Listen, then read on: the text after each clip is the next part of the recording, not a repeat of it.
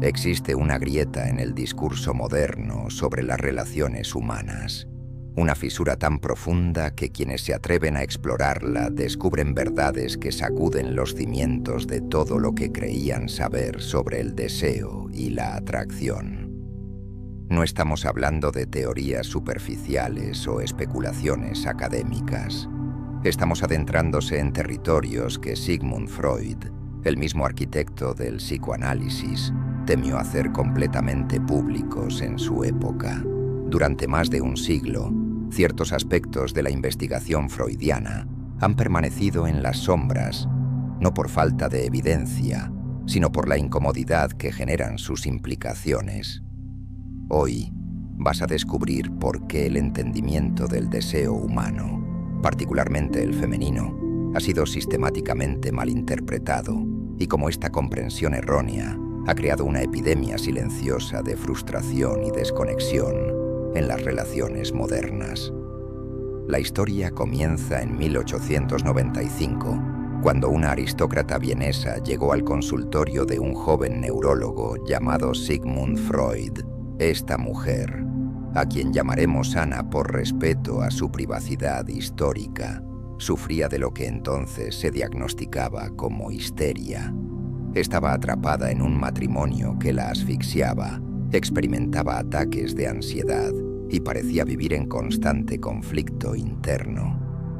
Lo que Freud descubrió durante sus sesiones con ella no solo desafió sus propias creencias morales, sino que reveló patrones que observaría una y otra vez en su práctica clínica. Ana no solo experimentaba deseo, sino que sus fantasías incluían elementos que la sociedad de su tiempo consideraba inapropiados para una mujer de su posición. Freud documentó meticulosamente estos casos, notando que lo que inicialmente consideró como aberraciones individuales, en realidad representaban patrones más universales del funcionamiento psíquico humano. En correspondencia privada con sus colegas, escribió observaciones que nunca incluyó en sus publicaciones oficiales, temiendo las consecuencias sociales y profesionales.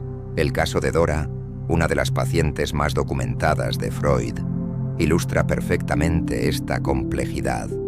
Una joven de 18 años fue llevada a terapia por su padre después de que acusara a un amigo de la familia de comportamiento inapropiado.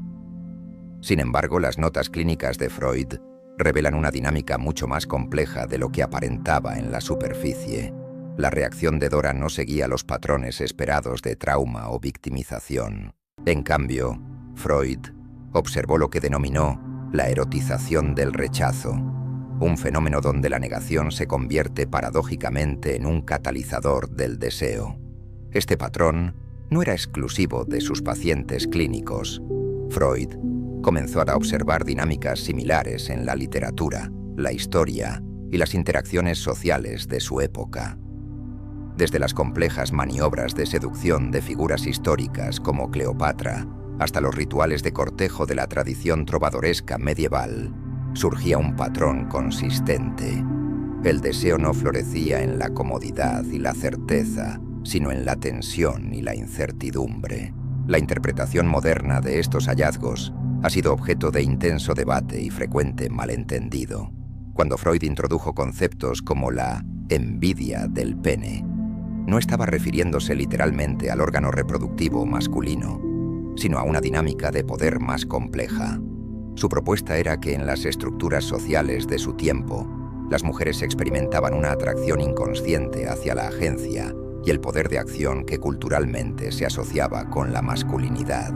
Esta observación se vuelve particularmente relevante cuando examinamos las contradicciones aparentes en las preferencias expresadas versus las acciones observadas.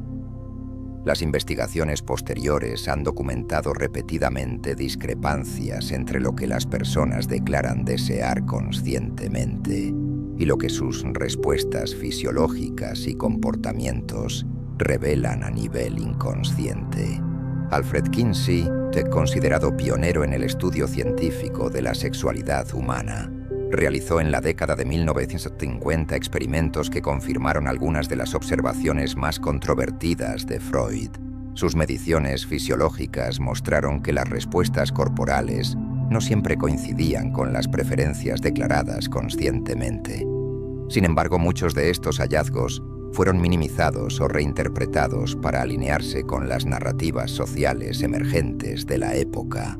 La neurociencia moderna ha proporcionado nuevas herramientas para examinar estas dinámicas. Estudios utilizando resonancia magnética funcional han mostrado que diferentes tipos de estímulos activan distintas regiones cerebrales asociadas con la recompensa y la excitación. Los resultados sugieren que los mecanismos neurológicos del deseo son más complejos y a veces contradictorios de lo que las explicaciones simplificadas pueden capturar.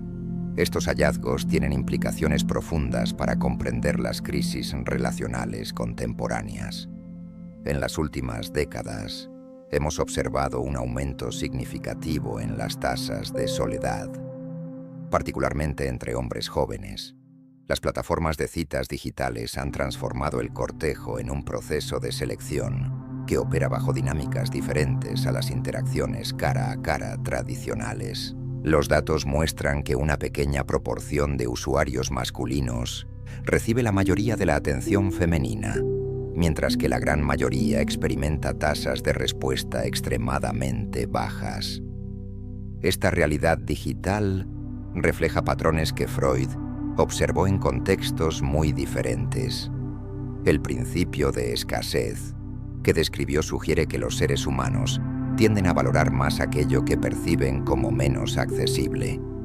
En el contexto de las relaciones modernas, esto se traduce en dinámicas donde la disponibilidad constante puede paradójicamente reducir la atracción. El psicólogo John Money, aunque controvertido en otros aspectos de su trabajo, documentó en los años 1950 experimentos que revelaron discrepancias significativas entre las preferencias declaradas y las respuestas fisiológicas medidas. Aunque estos estudios nunca fueron publicados en su forma completa debido a sus implicaciones sociales, los fragmentos disponibles sugieren patrones consistentes con las observaciones freudianas sobre la complejidad del deseo inconsciente. Estas dinámicas no se limitan a las relaciones románticas. Se observan patrones similares en la política, donde el carisma y la presencia dominante frecuentemente superan a la competencia técnica en términos de atractivo popular. En el entretenimiento, los antihéroes y personajes moralmente ambiguos generan respuestas emocionales más intensas que los protagonistas puramente virtuosos. El fenómeno de la literatura romántica contemporánea ofrece otra ventana a estas dinámicas. Los géneros más populares no se centran en relaciones igualitarias y predecibles, sino en dinámicas de poder asimétricas y situaciones emocionalmente intensas. Este patrón se mantiene consistente a través de diferentes culturas y demografías, sugiriendo mecanismos psicológicos más universales. David Buss, antropólogo evolutivo, ha documentado estrategias de retención de pareja que operan a nivel transcultural. Sus hallazgos sugieren que ciertos comportamientos que generan incertidumbre controlada pueden intensificar el vínculo emocional, mientras que la disponibilidad total y constante puede tener el efecto opuesto. Esto no implica manipulación o crueldad, sino un reconocimiento de cómo funcionan realmente los mecanismos psicológicos del apego y la atracción. La solución no radica en volverse emocionalmente inaccesible o manipulador, sino en desarrollar lo que algunos psicólogos llaman control del marco. Esto implica mantener un sentido claro de propósito personal y dirección en la vida que no dependa completamente de la validación externa. Los individuos que desarrollan esta característica tienden a ser naturalmente más atractivos porque proyectan estabilidad interna y confianza auténtica. Este concepto se relaciona con el desarrollo de lo que los psicólogos llaman locus de control interno, la capacidad de derivar autoestima y dirección principalmente de fuentes internas, en lugar de depender exclusivamente de aprobación externa. Paradójicamente, quienes menos necesitan validación externa son frecuentemente quienes más la reciben. Los estudios sobre dinámicas matrimoniales a largo plazo han mostrado que las relaciones más duraderas y satisfactorias mantienen cierto grado de polaridad y diferenciación entre los partners. Esto no significa desigualdad en términos de valor o respeto, sino el mantenimiento de identidades individuales distintivas que se complementan en lugar de fusionarse completamente. Erik Erikson, en sus estudios sobre desarrollo psicosocial, observó que las relaciones más exitosas involucran lo que llamó intimidad verdadera, que paradójicamente requiere individuación previa. Los partners que mantienen un sentido claro de self-individual pueden relacionarse más auténticamente que aquellos que buscan completarse mutuamente. La estrategia del silencio que Freud observó no se trata de frialdad o distanciamiento, sino de la capacidad de permanecer centrado durante conflictos o pruebas emocionales. Cuando una persona puede mantener la calma sin volverse defensiva o reactiva, esto comunica una estabilidad emocional que puede ser profundamente atractiva. No es manipulación, sino autorregulación emocional madura. El imperativo decisivo no implica autoritarismo, sino la capacidad de tomar decisiones cuando es apropiado hacerlo. En muchas situaciones sociales, la persona que puede decidir con confianza alivia la carga cognitiva de otros y proporciona dirección cuando hay incertidumbre. Esta es una forma de liderazgo situacional que emerge naturalmente de la competencia y la confianza. El concepto de ciclo recompensa-consecuencia refleja principios básicos de condicionamiento operante, pero aplicados de manera consciente y ética. Se trata de establecer límites claros y mantenerlos consistentemente, no como castigo, sino como expresión de valores personales. Esto crea predictibilidad en términos de integridad, mientras mantiene variabilidad en términos de experiencia emocional. El principio más fundamental que emerge de estos análisis es que el deseo auténtico no puede ser negociado o argumentado hacia la existencia. Surge naturalmente cuando se dan las condiciones psicológicas apropiadas.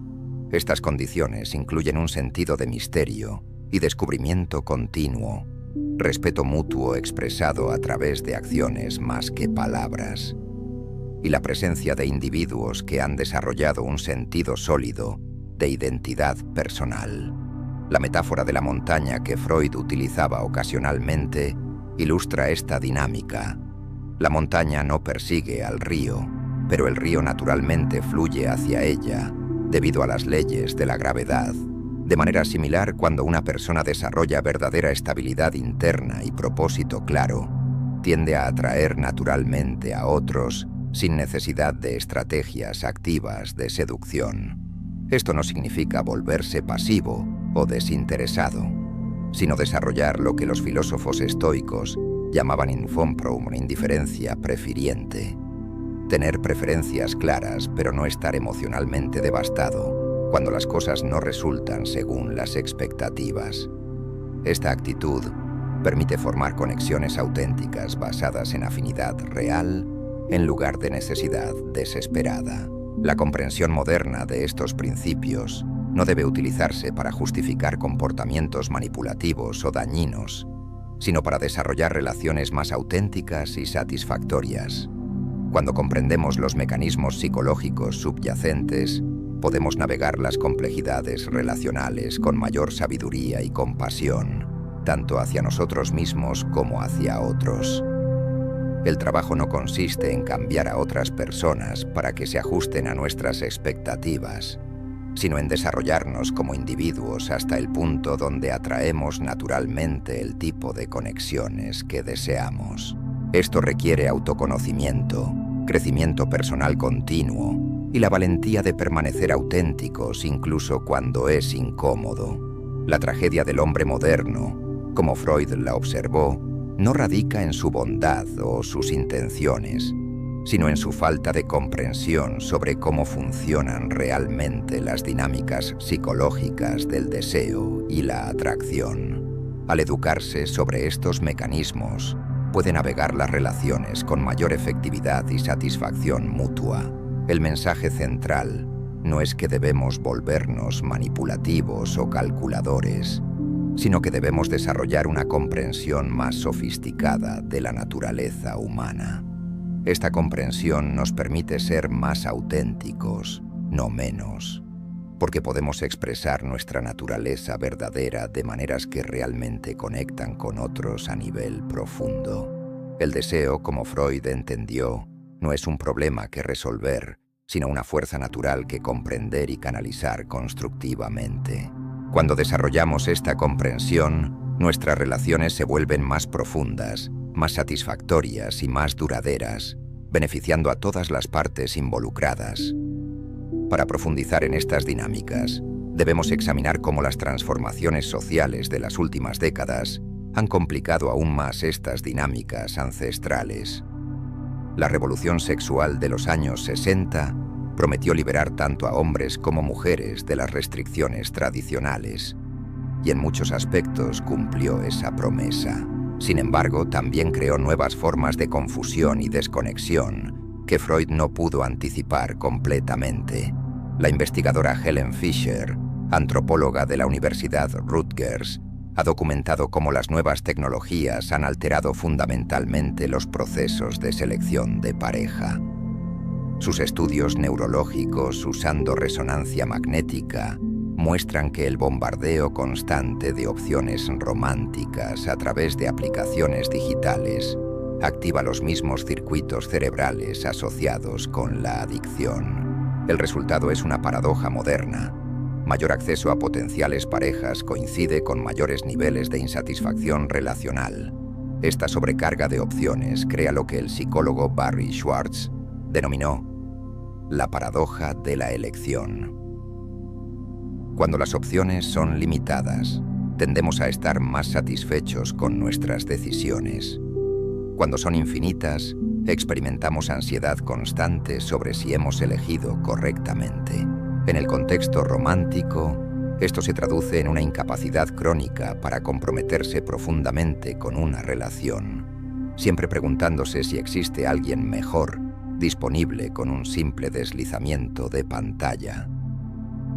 Freud observó en sus casos clínicos que la satisfacción sexual y emocional no dependía de la variedad infinita, sino de la profundidad de la conexión. Sus pacientes más satisfechos reportaban relaciones donde existía lo que él llamaba tensión creativa, suficiente familiaridad para generar seguridad, pero suficiente misterio para mantener el interés. Esta delicada balanza se ve constantemente amenazada por la cultura de gratificación instantánea contemporánea.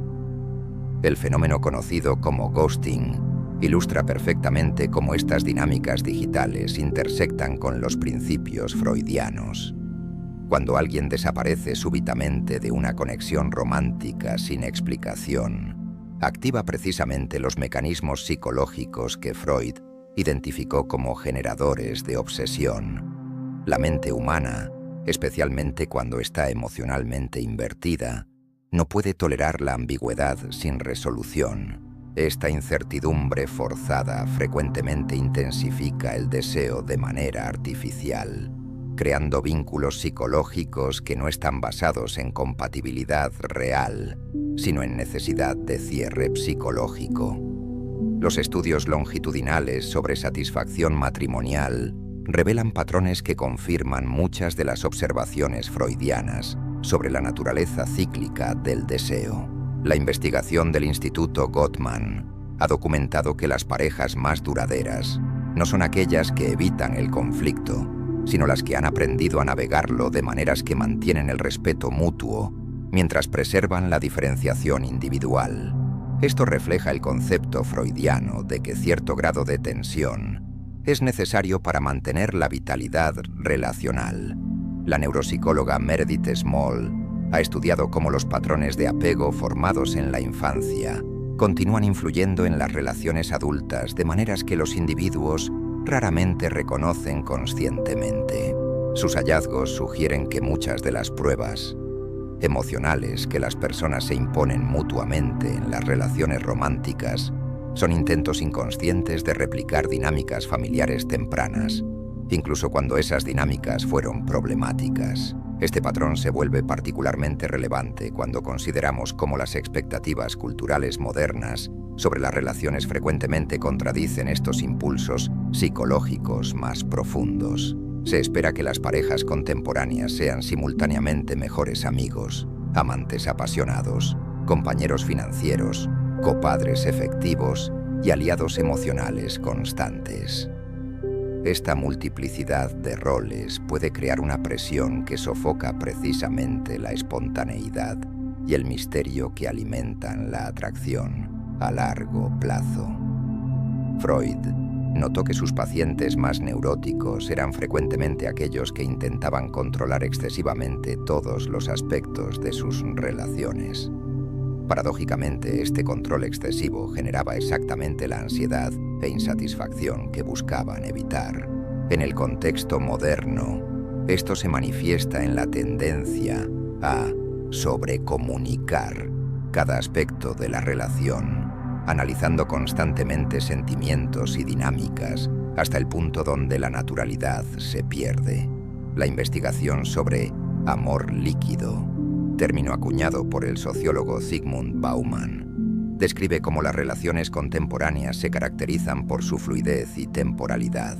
A diferencia de generaciones anteriores que formaban vínculos con la expectativa de permanencia, muchas personas jóvenes abordan las relaciones con la premisa implícita de que son temporal y fácilmente intercambiables.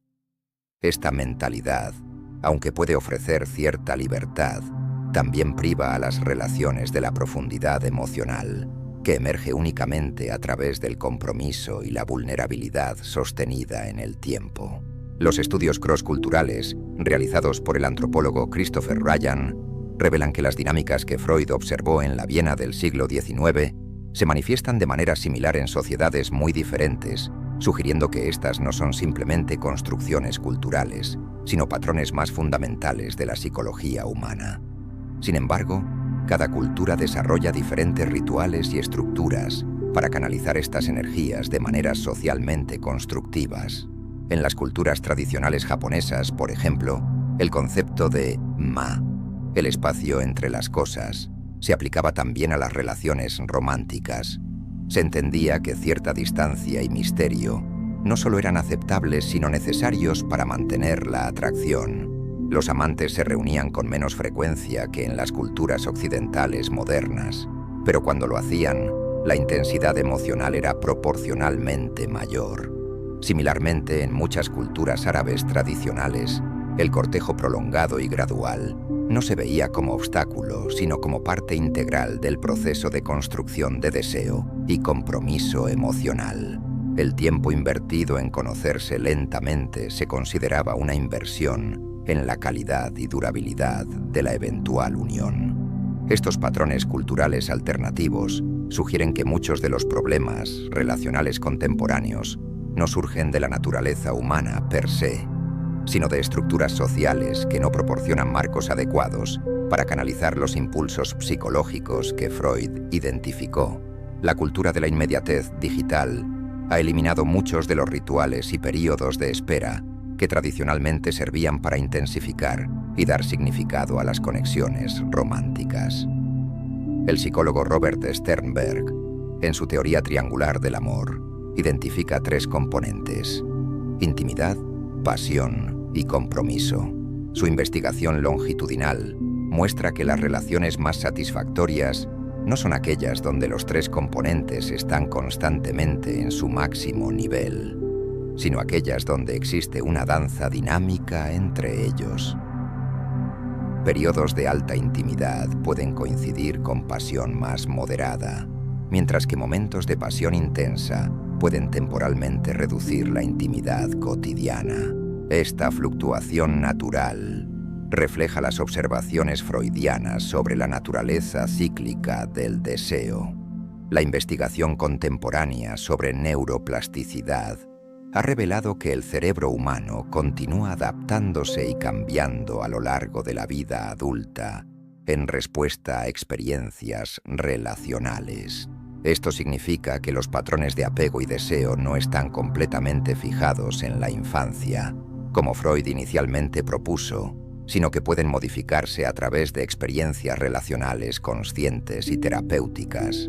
Esta comprensión abre posibilidades para el crecimiento personal, que van más allá de simplemente entender las dinámicas inconscientes. Sugiere que las personas pueden conscientemente cultivar capacidades para relaciones más satisfactorias, desarrollando mayor autoconocimiento emocional, comunicación más efectiva y la capacidad de tolerar la incertidumbre sin volverse reactivos.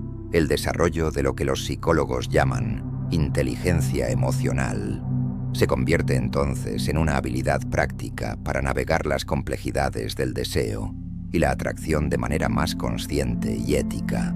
Esto incluye la capacidad de reconocer y regular las propias respuestas emocionales, interpretar con precisión las señales emocionales de otros y comunicarse de maneras que honren tanto las necesidades propias como las ajenas. La meditación mindfulness y otras prácticas contemplativas han mostrado efectividad particular para desarrollar estas capacidades. Al cultivar mayor conciencia del momento presente y de los propios estados internos, las personas pueden responder a las situaciones relacionales desde un lugar de mayor claridad y menos reactividad emocional automática. Paradójicamente, esta mayor conciencia permite acceder más auténticamente a la espontaneidad que caracteriza la atracción natural. Cuando no estamos constantemente preocupados por controlar las impresiones que causamos o por analizar cada interacción, podemos estar más presentes y genuinos en nuestras conexiones con otros. Si estas ideas resonaron contigo de alguna manera, te invito a reflexionar sobre cómo podrías aplicar estos principios en tu propia vida de manera ética y constructiva. El crecimiento personal es un viaje continuo y comprender mejor la naturaleza humana es una parte valiosa de ese proceso. Comparte tus reflexiones en los comentarios sobre cómo estas perspectivas se relacionan con tu experiencia personal. Tu proceso de autodescubrimiento y crecimiento puede inspirar a otros en su propio camino hacia relaciones más auténticas y satisfactorias. Recuerda suscribirte para más contenido que explore las profundidades de la psicología humana y las dinámicas relacionales. Juntos podemos continuar desentrañando los misterios de la experiencia humana y aplicar estos conocimientos para crear vidas más plenas y conectadas.